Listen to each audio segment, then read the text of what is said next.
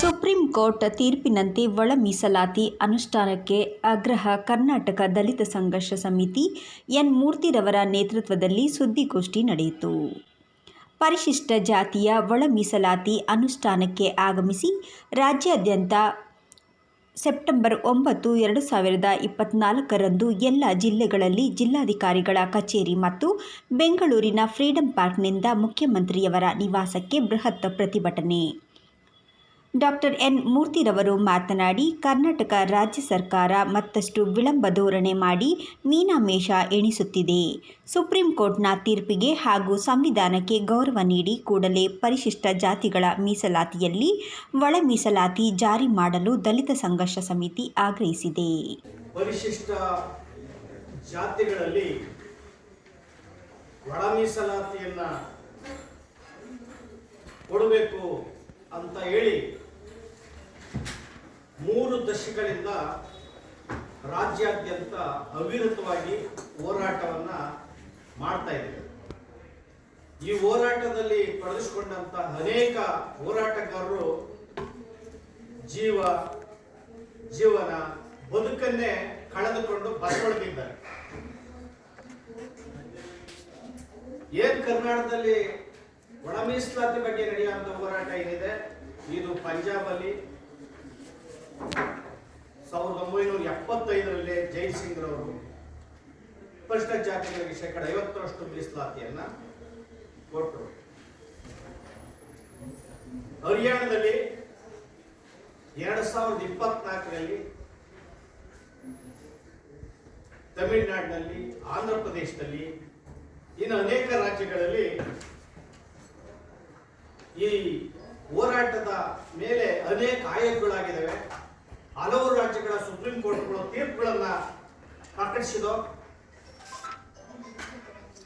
Supreme ಕೋರ್ಟ್ನ 2 ಪಂಚಪೀಠಗಳು ಇದ್ರ ಬಗ್ಗೆ ಎಲ್ಲ ಆಯೋಗಗಳ ವರದಿಗಳು, ಸುಪ್ರೀಂ ಕೋರ್ಟ್ನ ತೀರ್ಪುಗಳನ್ನ ಸಂಕಲಿಸಿ ವಿಮರ್ಶೆ ಮಾಡಿ ಅರುಣ್ ಮಿಶ್ರಾ ಅವರ ನೇತೃತ್ವದ 5 ಜನರ ಪಂಚಪೀಠ, ಸಂತೋಷ್ ಹೆಗಡೆ ಅವರ ನೇತೃತ್ವದಲ್ಲಿ 5 ಜನ ಪಂಚಪೀಠ ಸ್ವಲ್ಪ ಭಿನ್ನ ತೀರ್ಮಾನಗಳನ್ನು ಕೊಟ್ಟರು. ಆನಂತರ 7 ಜನರ ನ್ಯಾಯಾಧೀಶರ ಪೀಠ, ಸಂವಿಧಾನ ಪೀಠ ರಚನೆಯಾಗಿ ಈಗಾಗಲೇ ಅದು ತೀರ್ಪನ್ನ ಕೊಟ್ಟು 1 ತಿಂಗಳು 1 ದಿನ ಆಯಿತು. 1/8/2024ರಂದು ಸುಪ್ರೀಂ ಕೋರ್ಟ್ನ 7 ಜನರ ನ್ಯಾಯಾಧೀಶರ ಪೀಠ ಐತಿಹಾಸಿಕ ತೀರ್ಪನ್ನು ಪ್ರಕಟಿಸಿತು. ಈ ತೀರ್ಪಿನಲ್ಲಿ ಪರಿಶಿಷ್ಟ ಜಾತಿಗಳಲ್ಲಿ ಒಳ ಮೀಸಲಾತಿಯನ್ನ ವರ್ಗೀಕರಣ ಮಾಡುವಂತಹ ಸಂವಿಧಾನಬದ್ಧ ಅಧಿಕಾರ ರಾಜ್ಯ ಸರ್ಕಾರಗಳಿಗಿದೆ ಅಂತೇಳಿ ತೀರ್ಪನ್ನು ಪ್ರಕಟಿಸಿದೆ. ಈ ತೀರ್ಪು ಬಂದು 1 ತಿಂಗಳಾದರೂ ಕೂಡ ರಾಜ್ಯ ಸರ್ಕಾರ ಸಕಾರಾತ್ಮಕ ಪ್ರತಿಕ್ರಿಯೆಯನ್ನ ವ್ಯಕ್ತಪಡಿಸಿಲ್ಲ. ಸನ್ಮಾನ್ಯ ಶ್ರೀ ಸಿದ್ದರಾಮಯ್ಯನವರ ಸರ್ಕಾರ, ಪ್ರಧಾನಮಂತ್ರಿ ಮೋದಿಜಿರವರು ಈ ತೀರ್ಪು ಬಂದ ಕೂಡಲೇ ಸ್ವಾಗತ ಮಾಡಿದ್ರು. ಸನ್ಮಾನ್ಯ ಶ್ರೀ ಸಿದ್ದರಾಮಯ್ಯನವರು ಕೂಡ ಸ್ವಾಗತ ಮಾಡಿದ್ರು. ಈ ಸ್ವಾಗತ ಮಾಡಿದ್ ಬಿಟ್ರೆ ಇವರು ವರ್ಗೀಕರಣ ಮಾಡೋದಕ್ಕೆ ಮುಂದಾಗ್ತಾರ ಇಲ್ಲ ಅಂತ ದಟ್ಟ ಅನುಮಾನ ನಮಗೆ ಕಾಡಿದೆ. ಹೋರಾಟಗಳು ರಾಜ್ಯಾದ್ಯಂತ ತೀವ್ರಗೊಂಡಿದೆ. ಆದ್ದರಿಂದ ನಾವು 9/9/2024ರಂದು ಈ ತಿಂಗಳ 9ನೇ ತಾರೀಕಿನಂದು ರಾಜ್ಯದ ಎಲ್ಲಾ ಜಿಲ್ಲೆಗಳಲ್ಲಿ ಬೃಹತ್ ಪ್ರತಿಭಟನಾ ರ್ಯಾಲಿಗಳನ್ನ, ತಮಟೆ ಚಳವಳಿಯನ್ನ ಮಾಡ್ತಾ ಇದ್ದೇವೆ. ಹಾಸನದಲ್ಲೂ ಕೂಡ ಧರ್ಮರವರ ನೇತೃತ್ವದಲ್ಲಿ ಕಾರ್ಯಕ್ರಮ, ಜಿಲ್ಲಾಧಿಕಾರಿಗಳ ಕಚೇರಿಗೆ ಮೆರವಣಿಗೆ ಹೋಗಿ ಜಿಲ್ಲಾಧಿಕಾರಿಗಳ ಮುಖಾಂತರ ಮುಖ್ಯಮಂತ್ರಿಗಳಿಗೆ ಮನವಿಯನ್ನ, ಸರ್ಕಾರಕ್ಕೆ ಮನವಿಯನ್ನ, ಪ್ರಧಾನಮಂತ್ರಿಗಳ ಮನವಿಯನ್ನ ಕಳಿಸ್ತಾ ಇದೆ. ಬೆಂಗಳೂರಿನಲ್ಲಿ ಫ್ರೀಡಂ ಪಾರ್ಕ್ನಿಂದ ಅದೇ ದಿನ 9ನೇ ತಾರೀಕು ಫ್ರೀಡಂ ಪಾರ್ಕ್ನಿಂದ ಮುಖ್ಯಮಂತ್ರಿಗಳ ನಿವಾಸಕ್ಕೆ ಬೃಹತ್ ಪ್ರತಿಭಟನಾ ಪ್ರದರ್ಶನವನ್ನ ನಡೆಸ್ತೇವೆ.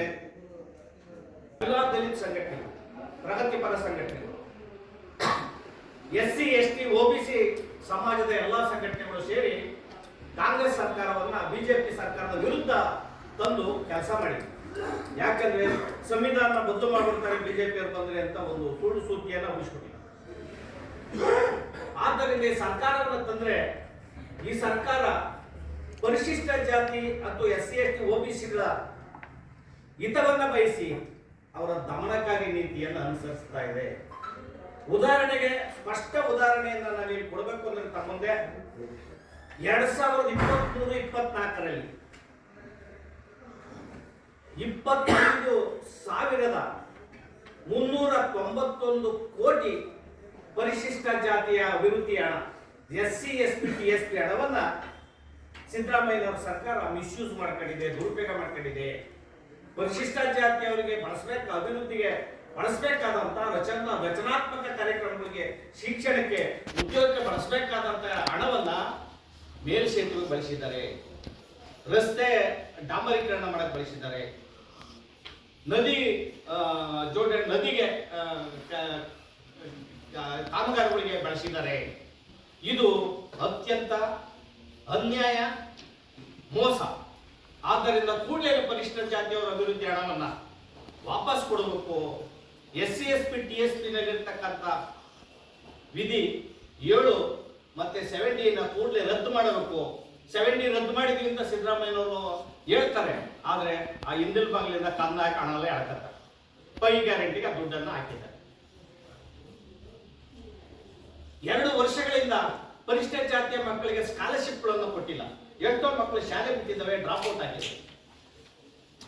ಪ್ರಬುದ್ಧ ಯೋಜನೆ ಇತ್ತು, ವಿದೇಶಕ್ಕೆ ಶಿಕ್ಷಣಕ್ಕೆ ಕಳಿಸುವಂತ ಮಕ್ಕಳು ಕಳಿಸುವಂಥದ್ದು SC ST ಮಕ್ಕಳು. ಬಾಬಾ ಸಾಹೇಬರು ಕೂಡ ವಿದೇಶಕ್ಕೆ ಹೋಗಿದ್ರು, ಅದೇ ದಾರಿನಲ್ಲಿ ಯೋಜನೆ ಇತ್ತು, ಅದು ಕೂಡ ರದ್ದು ಮಾಡಿದ್ದಾರೆ. ಮೆರಿಟ್ ಸ್ಕಾಲರ್ಶಿಪ್ ರದ್ದು ಮಾಡಿದ್ದಾರೆ. SC ST OBC ಎಲ್ಲ ನಿಗಮಗಳಲ್ಲಿ ಕವಡೆ ಕಾಸಿನಷ್ಟು ಹಣ ಇಲ್ಲ, ಎಲ್ಲ ಹಣನೂ ಕೂಡ ಬೇರೆ ಬೇರೆದಕ್ಕೆ ಡೈವರ್ಟ್ ಮಾಡಿ ಯಾವ ಅಭಿವೃದ್ಧಿಗಳು ನಡೀತಾ ಇಲ್ಲ. ಈ ಹಿನ್ನೆಲೆಯಲ್ಲಿ ನಾವು ರಾಜ್ಯಾದ್ಯಂತ ಹೋರಾಟವನ್ನ ಮಾಡೋದ್ರ ಮೂಲಕ ಪ್ರಗತಿಪರ ಸಮಾಜದಲ್ಲಿ, ಮಾಧ್ಯಮದ ಸಮಾಜದಲ್ಲಿ ನಾವು ಮನವಿ ಮಾಡ್ತೇವೆ, ಇದರ ಬೆಳಕನ್ನು ಚೆಲ್ಲಬೇಕು. ಪರಿಶಿಷ್ಟ ಜಾತಿಯಲ್ಲಿರ್ತಕ್ಕಂಥ ಕಟ್ಟ ಕಡೆಯವರ ನೆರವಿಗೆ ನೀವು ಬರಬೇಕು. ಈ ಸಮಾಜದಲ್ಲಿ ಒಂದು ಉತ್ತಮ ಸಮಾಜ ಸ್ಥಾಪನೆ ಆಗಬೇಕು. ಮುಖ್ಯ ವಾಹಿನಿಗೆ ಬರೋದಕ್ಕೆ ನೀವೆಲ್ಲನೂ ಕೂಡ ಬಡಿ ನೆರಬೇಕು ಅಂತ ನಾನು ಅತ್ಯಂತ ವಿನೀತವಾಗಿ ನಮ್ರವಾಗಿ ತಮ್ಮಲ್ಲಿ ಮನವಿ ಮಾಡ್ಕೊಳ್ಳೋದ್ರ ಮೂಲಕ ಈ ಸಂದರ್ಭದಲ್ಲಿ ಒಳ ಮೀಸಲಾತಿಯ ವರ್ಗೀಕರಣದ ವಿಚಾರದಲ್ಲಿ ನಿಮ್ಗೆ ಸುಪ್ರೀಂ ಕೋರ್ಟ್ ಬಗ್ಗೆ ನಂಬಿಕೆ ಇದ್ರೆ, ನ್ಯಾಯಾಂಗದ ಬಗ್ಗೆ ನಂಬಿಕೆ ಇದ್ರೆ, ಸಂವಿಧಾನದ ಬಗ್ಗೆ ಗೌರವ ಇದ್ರೆ, ನಂಬಿಕೆ ಇದ್ರೆ ಸಿದ್ದರಾಮಯ್ಯ ಸರ್ಕಾರ ಕೂಡ್ಲೇನೆ ಮೀಸಲಾತಿನ ವರ್ಗೀಕರಣ ಮಾಡಬೇಕು. ಮುಂದುವರೆದು ರಾಹುಲ್ ಗಾಂಧಿ ಅವರು ಪ್ರತಿಕ್ರಿಯೆಯನ್ನು ಅದರ ಬಗ್ಗೆ ಕೊಡಬೇಕು, ಮಧ್ಯಪ್ರವೇಶಿಸಬೇಕು. ಯಾಕಂದ್ರೆ ಇದು ರಾಷ್ಟ್ರ ಮಟ್ಟದ ದೊಡ್ಡ ಒಂದು ಇಶ್ಯೂ ಆಗಿದೆ. ಮಲ್ಲಿಕಾರ್ಜುನ ಖರ್ಗೆ ಅವರು ಮುತ್ಸದ್ದಿ ನಮ್ಮ ರಾಜಕಾರಣಿ AICC ರಾಷ್ಟ್ರೀಯ ಅಧ್ಯಕ್ಷರು ಕೂಡಲೇ ಅದ್ರ ಬಗ್ಗೆ ಪ್ರತಿಕ್ರಿಯೆ ಕೊಡಬೇಕು. ಅವರು ವಿರೋಧಾಭಾಸವನ್ನು ತೆಗೆದಿದ್ದಾರೆ. ಯಾಕೆ ಈ ತರ ಪರಿಶಿಷ್ಟ ಜಾತಿಯವರನ್ನ ನೋವನ್ನ ನೀವು ಬಂಡವಾಳ ಮಾಡ್ಕೊಳ್ತೀರಿ, ಸರಿಯಲ್ಲ ಅಂತ ಹೇಳಿ ನಾನು ಮಲ್ಲಿಕಾರ್ಜುನ ಖರ್ಗೆ ಅವರು ಕೂಡಲೇ ನೀವು ಪ್ರತಿಕ್ರಿಯೆಯನ್ನು ಕೊಡಬೇಕು, ಮೀಸಲಾತಿ ವರ್ಗೀಕರಣಕ್ಕೆ ಮುಂದಾಗಬೇಕು ಅಂತ ಹೇಳಿ ನಾನು ಈ ಮೂಲಕ ಮನವಿಯನ್ನ ಮಾಡ್ಕೊಂತೇನೆ. ಮುಖ್ಯವಾಗಿ ಇದರಲ್ಲಿ ಈ ತೀರ್ಪಿನ ಸಂದರ್ಭದಲ್ಲಿ ಜಸ್ಟಿಸ್ ಗವಾಯಿ ಅವರು, ಶರ್ಮಾ ಅವರು, ಮಿತ್ತಲ್ ರವರು ನ್ಯಾಯಾಧೀಶರು ಅವರು ಸ್ವಲ್ಪ ತಮ್ಮ ಅಭಿಪ್ರಾಯಗಳನ್ನ ಈ ಜಡ್ಜ್ಮೆಂಟ್ ಅಲ್ಲಿ ವ್ಯಕ್ತಪಡಿಸಿದ್ದಾರೆ. ಸುಪ್ರೀಂ ಕೋರ್ಟ್ ಜಡ್ಜ್ಮೆಂಟ್ ಇದು, ಸುಪ್ರೀಂ ಕೋರ್ಟಿನ ಜಡ್ಜ್ಮೆಂಟ್ 500ಕ್ಕೂ ಹೆಚ್ಚು ಪುಟಗಳಿದ್ದಾವೆ ಸುಪ್ರೀಂ ಕೋರ್ಟ್ ಜಡ್ಜ್ಮೆಂಟ್ ಅಲ್ಲಿ. ಅವರು ವ್ಯಕ್ತಪಡಿಸಿರುವಂತ ಅಭಿಪ್ರಾಯ ಏನಿದೆ, ವಕೀಲಿ ಸಂದರ್ಭದಲ್ಲಿ ಅಥವಾ ನ್ಯಾಯಾಂಗದ ಸಂದರ್ಭದಲ್ಲಿ ಅಬಿಟರ್ ಡಿಕ್ಟಮ್ ಅಂತ ಕರೀತಾರೆ, ಸಾಂದರ್ಭಿಕ ವ್ಯಾಖ್ಯಾನಗಳು. ಜಸ್ಟಿಸ್ DY ಚಂದ್ರಚೂಡ್ ಸಾಹೇಬರು ಕೂಡ ಅವರೆಲ್ಲೂ ಕೂಡ ತೆನೆಪತ್ರದ ಬಗ್ಗೆ ಮಾತನ್ನ ಆಡಿಲ್ಲ. ಇದು ಸುದ್ದಿ ಎಬ್ಬಿಸ್ತಾ ಇದ್ದಾರೆ. ಮಾಯಾವತಿ ಅವರು ಅದನ್ನೇ ಹೇಳಿದ್ದಾರೆ, ಮಲ್ಲಿಕಾರ್ಜುನ ಖರ್ಗೆ ಅವರು ಹೇಳಿದ್ದಾರೆ.